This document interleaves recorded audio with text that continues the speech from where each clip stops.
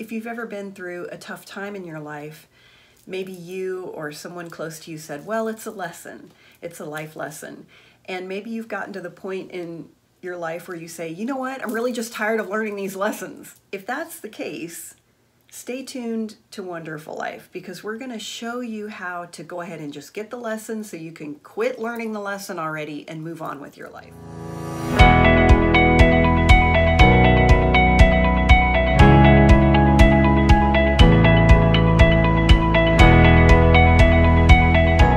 Have you ever wondered what's the point of going through all of these painful lessons? If you've had a series of relationships that haven't really worked out, sometimes it feels like God is just sending you these painful lessons and you're like, okay, look, I already got it. Like, I'm tired of learning this. And today I want to show you how to really get something out of those lessons so that you can move on. I'm Mary Dittman. I'm an award-winning business professor on the collegiate level and the creator of College on Fleek and One-Derful Life. One-Derful Life is my way of describing how it feels when you've made peace with being single.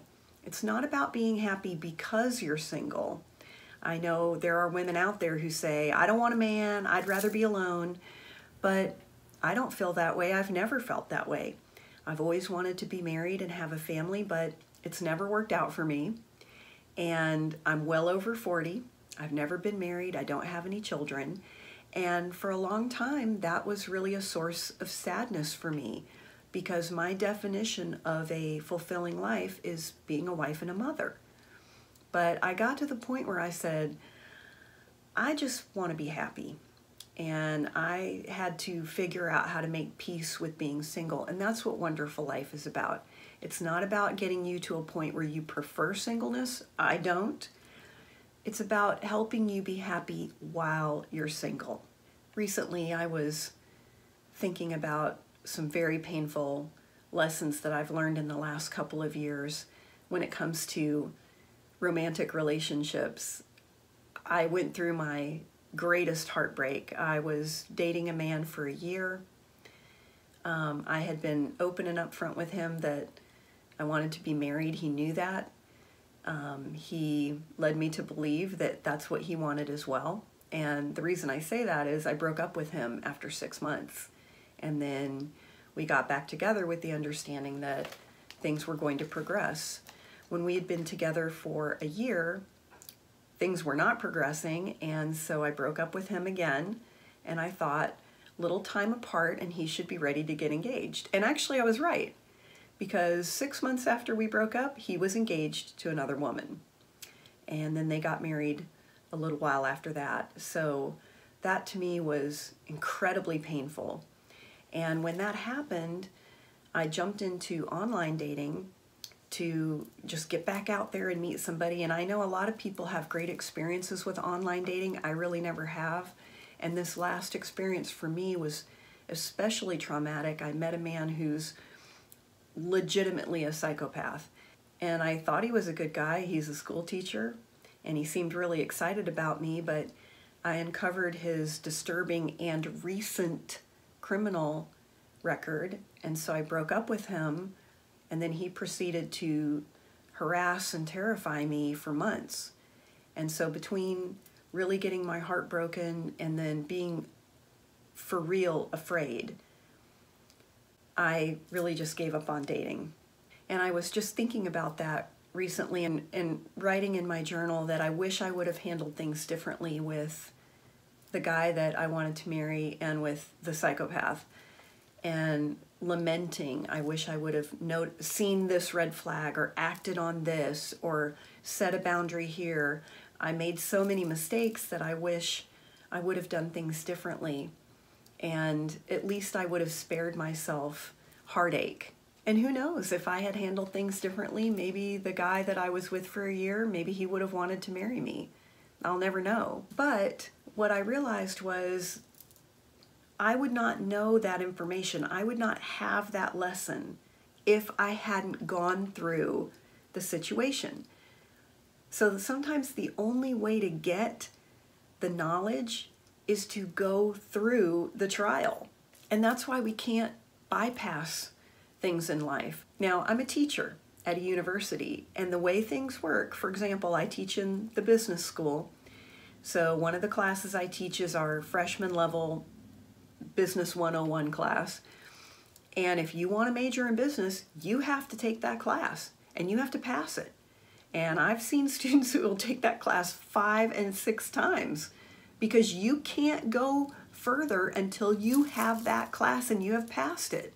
And if you need to take it 6 times, fine, but you're not going to be a business major if you don't pass it. And I think that that is true in life. I think the universe sends us lessons and tests, and we can take those lessons as many times as we want to. If we keep making the same mistake, the universe, in its great love for us, God in his love for us, will keep sending us that lesson, because the universe is invested in our healing and our growing. We will keep getting the same lesson over and over again to help us heal and grow and expand and move forward. And if that takes 20 times, then God in his love and compassion will send us that lesson 20 times. If you don't want to take that lesson in the town where you're living, you can move somewhere else and you're going to get it there. You don't want to get that lesson with the person in your life right now? Don't worry about it, because the next one's going to come along. So sometimes the only way that we're going to learn something is to make a mistake. I coach entrepreneurs, and I was coaching a client a couple of years ago. She was getting ready to launch a new product, and it was like she wouldn't launch it, she wouldn't launch it. She kept tweaking it and making little changes, and every time I'd ask her, where are we on this? She'd say, well, I just kind of need to make sure this is right, and I want to make a little change here. And we got to the point where she said, I just want it to be perfect. And I get that. But the problem is you get to a place where you're not going to know if that thing is perfect or not until you launch it, because now you need someone else's feedback. So we launch the product, and either people respond favorably or they don't. And a lot of times when we get the negative response, maybe nobody buys it or no one comes to your event, no one signs up for your newsletter, it hurts and it feels like, oh my gosh, this was horrible. But that's actually really great feedback because it shows you what you need to change. Think back to when you were in high school or college. You were working on a paper, a project, working on it.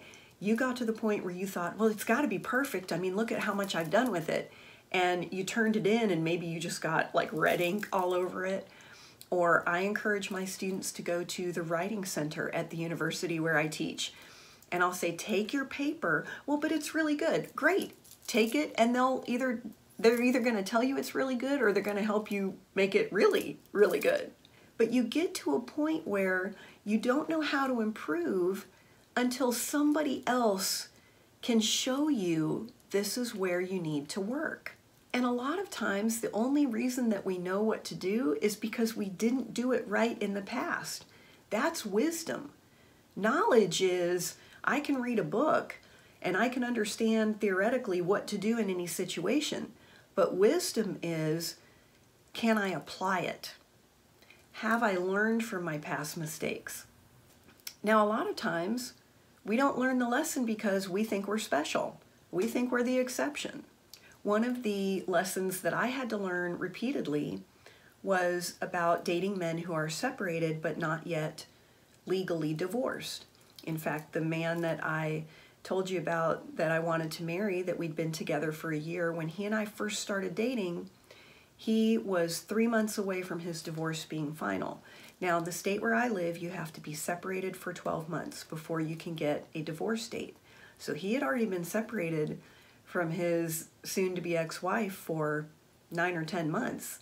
The marriage was over. I felt like I wanted to wait until his divorce was final, but then I thought, well, I've seen so many of my girlfriends who dated men that as soon as the divorce was final, they got engaged, and I thought, well, you know what, I really like him, and maybe it's my turn to have that happy ending.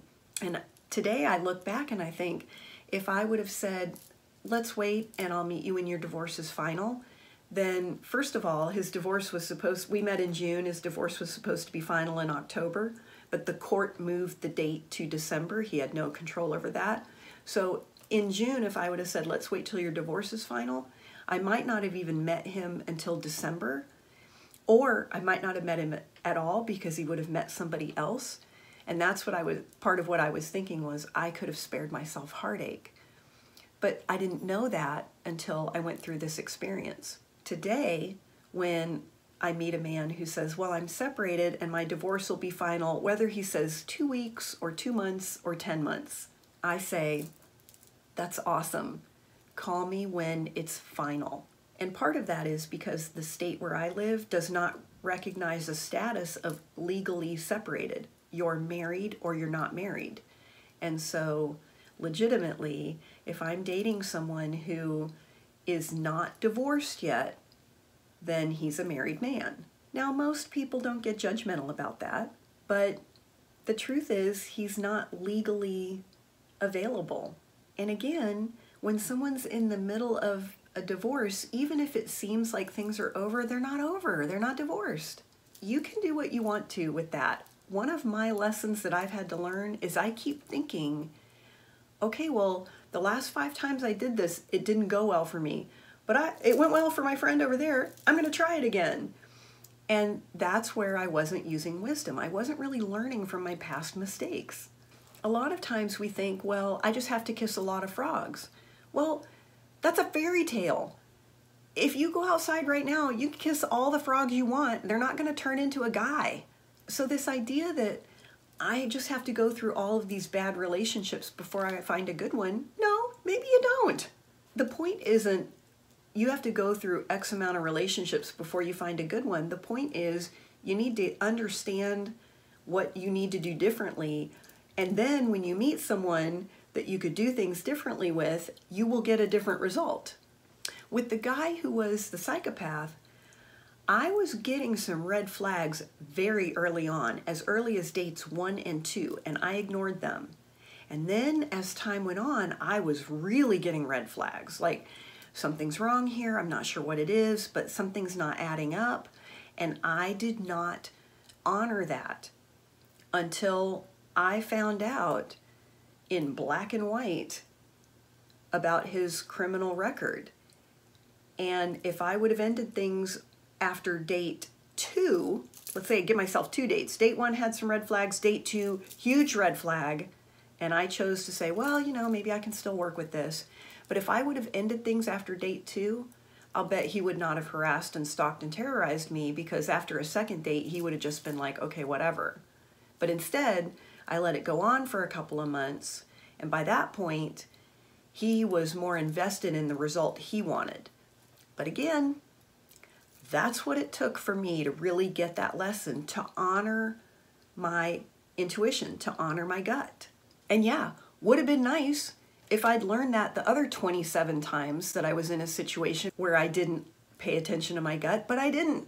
And for a while after that, I thought, you know, this is just the universe sending me progressively worse and worse men to just show me that men are terrible. And I don't think that's true.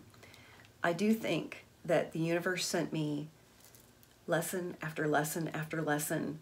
Mary, listen to your heart. Honor your experience. Honor your intuition. And I chose to ignore that. So Oprah says, you know, first the universe will send like a little pebble, it'll hit you, and then a rock, and then like a boulder, and then a whole brick wall crashes down on you. And I think that the psychopath was like the big grand piano falling out of the sky on me, because that's what it took for me to get the lesson. I probably could have learned that lesson with the little pebble, but no, I needed the grand piano.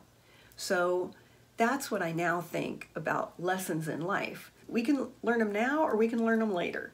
One thing I tell entrepreneurs is if you want a different result, you have to do things differently. And I think that's true in life.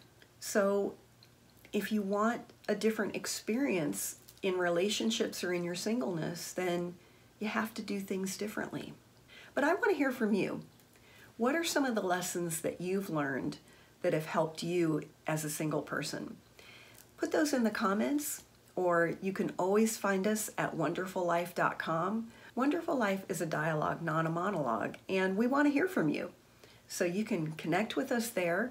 We post a new blog every Friday. You might want to join our mailing list. and we'll mail you a blog and a show and a link to the podcast. And remember, you can join us every week right here on Wonderful Life, and we'll see you next time.